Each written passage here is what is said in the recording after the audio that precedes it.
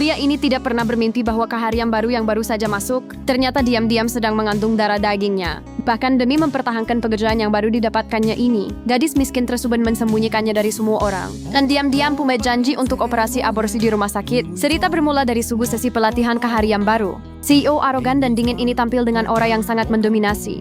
Demi memberi tekanan pada para keharian baru, ia langsung menunjuk gadis paling tidak mensolok di sudut ruangan. Ia sengaja melontarkan pertanyaan sangat sulit, yang bahkan belum tentu bisa dijawab oleh eksekutif senior. Berniat mempermalukannya di depan umum. Awalnya CEO mengira ia masuk ke perusahaan hanya mengandalkan kosei orang dalam.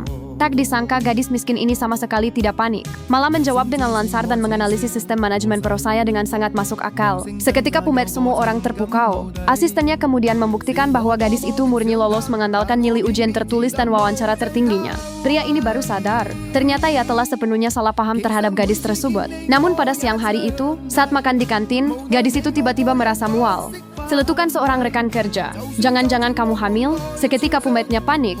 Ia bergegas membeli tes pak alat tes kehamilan, dan hasilnya dengan jelas menunjukkan 2 garis merah, ia sudah hamil 4 minggu. Melihat hasil positif itu, sang gadis tenggelam dalam keputusasaan yang mendalam. Sejak kecil, ia adalah anak di luar nikah yang selalu dipandang sebelah mata. Ia sangat tahu betapa menseritanya hidup anak yang dilahirkan secara diam-diam. Terlebih lagi ia baru saja masuk kerja. Jika kehamilannya ketahuan, pekerjaannya pasti tidak akan bisa dipertahankan. Demi bertahan hidup, gadis yang nekat ini langsung berlari ke rumah sakit, menuntut dokter untuk segera menjadwalkan operasi aborsi untuknya. Namun takdir memang suka mempermainkan manusia. Dokter yang memeriksanya kebetulan adalah sahabat baik sang CEO. Tepat saat CEO datang ke rumah sakit untuk suatu urusan, dokter itu dengan santai mengeluh padanya tentang pasien wanita malang tadi. Dokter itu memaki-maki pacar brengsek yang tidak punya hati karena bertindak terlalu kasar hingga melukai si gadis. Tidak memakai pengaman, dan Pumet gadis malang itu terpaksa datang untuk memesan jadwal aborsi besok. Mendengar cerita dokter tersebut, pria ini seketika seperti tersambar petir.